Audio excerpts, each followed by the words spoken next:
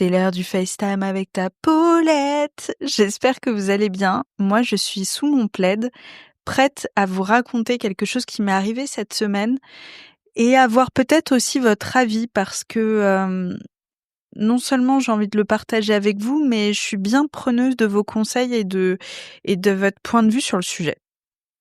Je vous raconte, mais je vous fais un petit teaser avant de vous raconter toute l'histoire.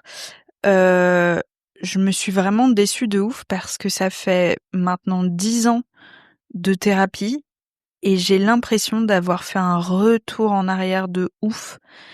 Et pourtant, j'ai tellement bossé pour me sentir mieux dans ma peau, avoir plus confiance en moi, etc., etc. Et là, j'étais dans une situation trigger qui m'a remis, mais vraiment, je vous jure, j'ai fait un bond en arrière, j'avais l'impression d'être en 2019. Et ça me gonfle et ça me déçoit sur moi et je sais pas quelle est l'issue de secours de ce truc-là et comment est-ce que je vais pouvoir m'améliorer dessus. Je vous raconte. Jeudi soir, putain, je voulais pas dire le soir pour pas me griller si jamais il m'écoute. Bon, tant pis, c'est fait, c'est fait. Et franchement, je vous avoue que j'ai la flemme de faire le montage sur l'épisode du dimanche, donc c'est un peu YOLO. Jeudi soir, je suis allée à un événement avec l'une de mes meilleures copines. Elle m'a envoyé l'événement en me disant « Oh, ça me chauffe d'y aller parce que c'était un truc en lien avec son secteur d'activité. » Et moi, je lui ai dit « Bah écoute, let's go, quoi. » On y va, je m'habille, je me sens vraiment trop belle ce jour-là. J'ai fait mes cheveux, ça a bien rendu, j'ai réussi mon eyeliner. Vous savez comment c'est, d'habitude quand on a un apéro, forcément c'est le jour où l'eyeliner il est raté. J'aimais bien ma tenue. Enfin, je me sentais belle quoi. En plus c'était dans la quinzaine, juste après vos règles, vous savez où vous avez le visage qui est plus mince, etc. Bon bref, je me sentais vraiment belle. Et ma copine a ressenti d'ailleurs la même chose ce soir-là, donc c'est intéressant. Elle, pareil, elle était franchement canon, c'est une fille qui est très belle, toujours trop bien sapée. Et là, elle avait une tenue qu'elle aimait bien, elle se sentait bien dans sa peau et tout. On arrive dans ce lieu parisien guindé à cet événement ultra guindé et on passe la porte du truc et je me prends une chape de plomb de d'anxiété en fait. Déjà, au loin, j'aperçois un mec que j'ai daté. Je lui fais un sourire, mais en fait, j'avais pas réfléchi au fait qu'il serait là, alors que c'était quand même plutôt probable. Je lui fais un sourire de loin. Ce mec-là, il s'est vraiment rien passé de plus. On s'est daté, très beau mec, mais voilà, qui ensuite était assez distant, qui me reproposait qu'on se voit et puis qui annulait, ou alors qui me proposait de me rejoindre après sa soirée à genre 1h du mat. Bon, bah j'ai jamais donné suite, quoi. Euh, et donc je le croise là de loin et je fais hey de loin et je me prends des palpitations en mode oh putain, je me sens en insécurité en fait à ce moment-là. Toutes les meufs autour de nous sont trop bien habillées, hyper belles. J'ai l'impression d'être un cacaboudin, vraiment. Je me retourne vers ma pote et elle, pareil. Pareil, alors que quand je dis que c'est une bombe, c'est que c'est une bombe trop bien sapée, trop cool, enfin, c'est une meuf cool, quoi. Bah pareil, on commence à se regarder, on se tape un fou rire et on comprend l'une et l'autre que dans notre tête, on est en mode mais qu'est-ce qu'on fout là? Qu'est-ce qu'on fout là? Et puis on a commandé un verre, c'est un peu trop tard quoi pour reculer. Et moi, elle m'avait eu parce qu'il y avait un groupe en live qui jouait ce soir-là et j'étais trop saucée en fait d'avoir un mini concert comme ça, je trouvais ça cool. Donc bah on reste à regarder le truc et on continue, on évite limite notre regard parce que on continue notre fou rire et tout. Et là, mais putain, il y a un autre mec que j'ai daté qui ouvre la porte du lieu. Vraiment, ce mec-là, pour vous raconter, c'est un mec qui est beau et surtout qui connaît beaucoup de gens, qui est très assis, qui très en place, quoi. Grosse confiance en lui. Et quand il arrive dans un endroit, c'est un peu he owns the place. Vous voyez ce que je veux dire? Et ce mec-là, lorsque je l'ai rencontré, j'avais eu un coup de cœur pour lui en me disant « Oh là là, il est génial, qu'est-ce qu'il est beau et tout ». Et puis, je l'ai daté genre 1 an après notre rencontre, une fois, et c'était tellement nul qu'au bout de 30 minutes, j'étais déjà en train de bâiller et au bout d'1 heure, j'avais prétexté un truc pour partir parce qu'en fait, bah, c'était vraiment un date nul. Le mec, je pense qu'il est vraiment pas nul. Il était peut-être pas ultra motivé pour me dater ce soir-là et il a pas montré la meilleure partie de lui-même, très certainement. Donc ça n'a rien à voir avec lui, mais entre nous, il y avait pas d'alchimie et j'avais rigolé avec mes potes en mode: «Oh! Oh bah, c'était pas ouf, quoi». Donc on en était resté là et puis depuis quand on se recroise, en vrai, enfin, ça pourrait être un pote, le mec, ça l'a pas fait, ça l'a pas fait, c'est pas grave, quoi. Mais là, je le vois me regarder et j'ai senti dans son regard le: «Oh non, pas elle. Oh l'horreur!» Donc il s'approche, il me fait la bise, condescendant et tout et j'essaie de faire une petite vanne pour détendre l'atmosphère et le gars comprend pas ma vanne. Donc je suis en train d'essayer de lui expliquer ma vanne, je m'enfonce, ça devient méga awkward.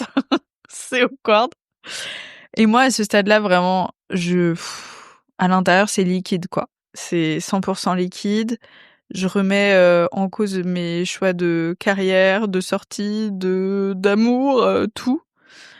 Hem Et puis petit à petit, plus la soirée passe et plus je me détends et en fait avec ma copine, on finit par se taper, des barres de ouf et je passe une trop bonne soirée parce que je rigole vraiment, toujours avec elle, on fait les gogoles et tout. Hem et je repars de la soirée et je me dis: «Mais putain, mais pourquoi je m'inflige ça?» et surtout, mais je me suis saoulée les mecs.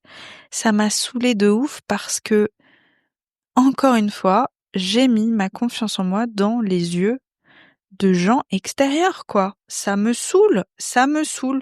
J'ai l'impression que j'évolue, je prends confiance en moi, je travaille vraiment sur moi et bam, il y a un événement comme ça et je suis à nouveau une petite fille qui se sent comme une grosse merde, vous voyez? Et à ce stade-là, franchement, j'ai fait 10 ans de thérapie, qu'est-ce qu'il faut faire d'autre, quoi? Je vous raconterai après justement un nouveau truc que je mets en place, mais j'en ai même appelé ma mère le lendemain en mode, «Franchement, je me déçois moi-même. Je me déçois parce que intellectuellement, je sais très bien que j'en ai rien à taper d'eux, 2 c'est pas eux qui vont décider de ma valeur. C'est des mecs que j'ai datés 1, 2 fois, enfin, ça n'a ça ne devrait pas avoir d'impact sur moi. Ça ne veut pas dire que je ne suis pas une meuf chouette qui a enfin, une meuf cool, chouette à dater et cetera. Je le sais très bien tout ça. Je sais très bien aussi que ça n'a aucun impact de se comparer à d'autres meufs parce qu'on a toutes nos spécificités et puis, bah, je suis peut-être pas la plus jolie mais j'ai pas que ça à offrir putain, enfin genre, on est en 2025 quoi, on arrête de tout miser sur sa beauté, stop. Bah, ça, c'est ce que mon intellect se dit et mon corps ne capte pas ça. Mon corps est toujours dans ce réflexe de, d'alerte maximale. Donc j'ai essayé physiquement de donner le change. Ma pote m'a dit: «Ah ouais, ça se voyait pas du tout que t'étais stressée et tout». À l'intérieur, je me chiais dessus et voyez le moment où sourire, ça a fait mal tellement ça crispe, bah, j'en étais à ce niveau-là d'effort. Franchement, je me suis trop déçue, j'étais vénère contre moi, j'en ai ma claque en fait, de me retrouver dans des situations comme ça et je trouve que la la solution la plus facile serait de se dire: «Bah, je ne vais plus à ce genre de soirée». Mais dans ces cas-là, ça veut dire que c'est moi que je punis en éliminant petit à petit toutes les situations qui pourraient me provoquer ce genre de stress. Je trouve que c'est pas du tout la solution. La solution, c'est justement d'arriver à être n'importe où et se sentir bien dans sa peau, qu'importe les gens qu'on rencontre et que le monde extérieur ne vienne pas vous déstabiliser comme ça, quoi. Ah! Ça me saoule! Ça me saoule, Je sais pas quoi dire d'autre à part que vraiment, je trouve pas ça juste pour moi, et puis, c'est tellement fatigant, quoi. C'est tellement fatigant. Je me rends compte que ce genre d'événement, ça me pompe mon énergie vitale, mais vous pouvez pas savoir à quel point. Et en plus, je me suis mise, dans cette galère moi-même, hein, mais j'ai un taf dans lequel je rencontre très souvent des gens et parfois des gens qui m'impressionnent. Ce que je dis pas bien sûr, mais franchement parfois, je prends sur moi parce que la situation me stresse, parce que c'est des gens que j'admire et tout. Heu, enfin moi je suis fatiguée quoi. Je suis fatiguée. Donc voilà la galère qui m'est arrivée cette semaine et qui me gonfle et je vous jure, j'ai trop hâte de passer de l'autre côté et de repenser à ce genre de moment avec tendresse en mode: «Ha ha ha, tu te rappelles quand j'étais comme ça et tout» et être une meuf trop apaisée. Mais c'est pas du tout le cas encore et quand je vous dis que j'ai l'impression de revenir en 2019, c'est que 2019, ça a été une année noire niveau dating pour moi, où je suis passée de mec en mec qui me donnait de plus en plus des miettes et je m'en contentais de plus en plus en recherchant de plus en plus la validation extérieure pour me donner de la valeur. Je m'explique. Je me rappelle avoir daté un mec, vraiment une espèce de grosse merde, mais un level d'irrespect. Et pour essayer, parce que ça m'avait impacté, parce que qu'importe, enfin, bien sûr que ça impacte ce genre de truc. C'était court, hein, on s'était daté que quelques fois, mais bon, ça m'avait déstabilisé. Bah, je m'étais dit vite, vite, vite, trouve-toi un autre mec pour essayer de re-remplir ta jauge de confiance en toi, voyez. Et le mec était encore pire, et j'étais passée d'un mec comme ça à l'autre. Cata, cata, cata, cata. Et Dieu merci, en 2020, j'avais trouvé l'amour et un mec, bon, il valait ce qu'il valait, mais mais pour lui, j'étais la femme de sa vie et ça m'avait offert une stabilité et tout d'un coup, je pouvais un peu souffler parce que dans les yeux de l'autre, bah, je voyais que je comptais et après cette année 2019 de merde, vraiment, je me posais la question, quoi. Et heu et là, bah, jeudi dernier, je me suis dit: «Putain, mais tu en train de te refoutre dans le même genre de situation». Donc je pense que je vais faire un petit break là ces temps-ci, petit break mec parce que c'est épuisant émotionnellement, ça ne m'apporte rien de positif et heu et surtout si c'est pour essayer de faire cette fuite en avant là comme en 2019, c'est vraiment c'est pas possible. Bon, vous me direz, au moins c'est le seul truc sur lequel j'ai évolué, c'est que cette fois-ci je suis capable d'analyser et de mettre un stop, je l'espère, avant qu'il soit trop tard. Il est jamais trop tard, vous voyez ce que je veux dire? Mais vraiment, je me suis retrouvée dans la même situation, quoi. Alors que bon, je commençais à avoir plus de rides, tout ça, donc il serait temps aussi d'évoluer mentalement. Donc voilà, je vais le répéter pour la 50e fois durant cet épisode, mais franchement, je me suis trop déçue, je me suis, saoulée, quoi, auto-saoulée.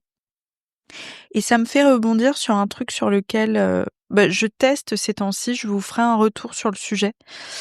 Heu, Moi, j'ai arrêté là de voir ma psy parce qu'après 10 ans à être suivie, j'ai la sensation que maintenant je suis capable d'analyser à peu près tous les comportements que j'ai de façon intellectuelle, mais c'est pas pour ça que ça se répercute dans la matière émotionnellement et physiquement. Vous voyez ce que je veux dire? C'est-à-dire que je suis capable d'analyser ce pourquoi je me sens mal, OK, super, gros travail sur moi quand même. Mais c'est pas pour ça que je me sens mieux et que j'arrive à m'auto-réguler. Donc, je pense que maintenant, il faut que je passe. Hop là, je fais tomber le boîtier. Ouais, ça va.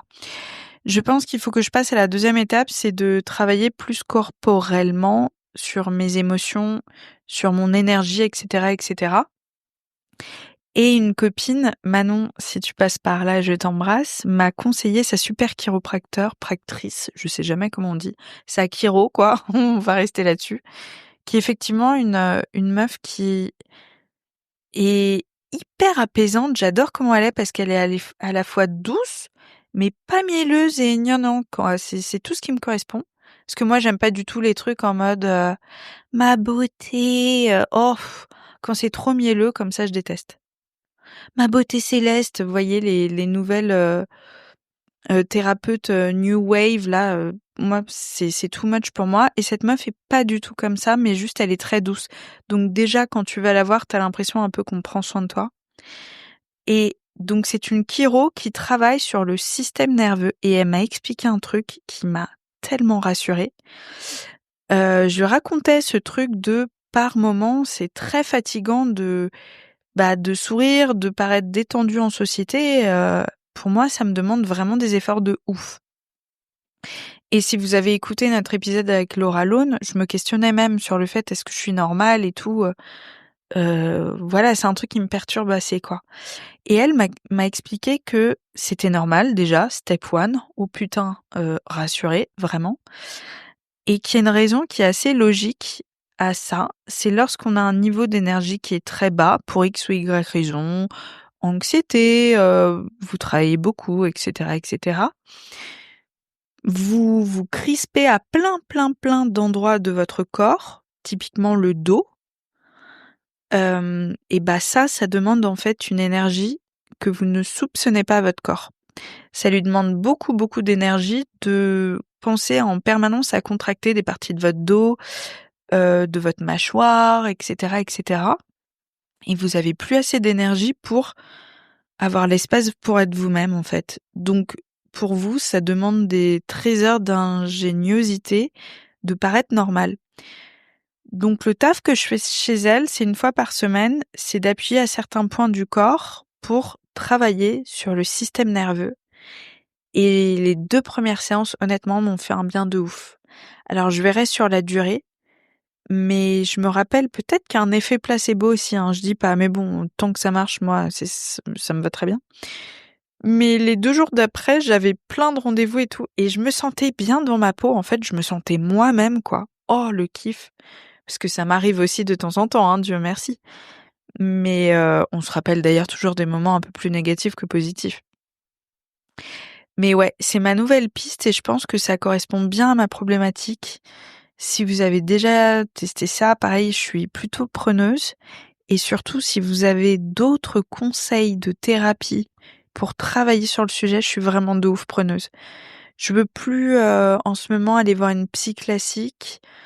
Je sais pas trop si ça me tente, sophrologue non plus, hypnothérapeute non plus. Ouais, j'aimerais des trucs un peu différents, quoi. Je suis curieuse de tester de nouvelles choses. Et cette chiro là, moi j'avoue que j'avais jamais pensé à ça. Et l'un de mes beaux-pères affreux, Paul, pour celles et ceux qui ont écouté l'épisode sur ma mère qui s'est enfui et ce beau-père pervers narcissique. Il était chiro, mais il était chiro à l'ancienne, genre il faisait vraiment craquer les os. Et c'était la vision que j'avais de cette formation, de cette profession. J'avoue que j'avais un a priori assez négatif. Alors c'était un excellent chiro qui était réputé, mais mais ouais, moi j'ai pas du tout envie qu'on me fasse craquer le cou. 1, 2, 3, crac! Non, non. Surtout que sur TikTok, comme vous le savez, je suis accro à TikTok. Sur TikTok, il y a beaucoup de vidéos de gens qui sont devenus paraplégiques après une séance chez le chiro parce qu'en fait, on vous fait travailler le cou et donc la colonne vertébrale et il suffit d'une merde, ce qui arrive, hein. Moi, j'ai pas du tout envie de jouer à la roulette russe, donc c'était pas du tout un truc qui me tentait. Et je savais pas qu'il y avait une version beaucoup plus soft de cette profession et elle, c'est assez perturbant. D'ailleurs parce que elle appuie tellement délicatement sur des petits points hyper précis et lorsqu'elle appuie dessus, bah, on ressent la sensation plus d'1 minute d'ailleurs après qu'elle ait mis cette micro-pression. C'est vraiment déroutant et ça fait du bien pour l'instant. Mais c'est cher, hein. Oh, c'est vraiment cher.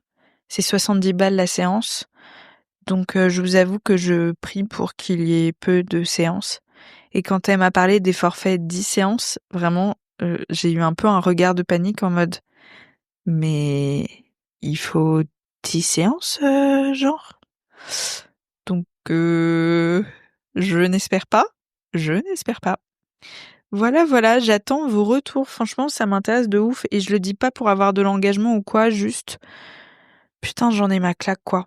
J'en ai ma claque de ces bons en arrière. J'imagine que c'est normal, mais c'est méga frustrant parce que j'ai toujours pas trouvé la clé pour vraiment faire un bond en avant sur le sujet, à part avoir un mec. Bon, super.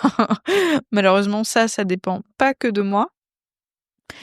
Heu, donc si vous avez des tips, des trucs, des machins, je suis preneuse. Voilà, je vous fais des gros bisous et puis n'hésitez pas à me donner des idées de thèmes pour les semaines pro. Je vous avoue que j'y vais un peu au feeling avec ce qui s'est passé dans ma semaine, l'actu people et cetera et cette semaine, ça a été le truc marquant. Je vous fais des gros bisous. Passez un bon dimanche et puis je pense à vous, pardon, pour la reprise lundi. Bisous!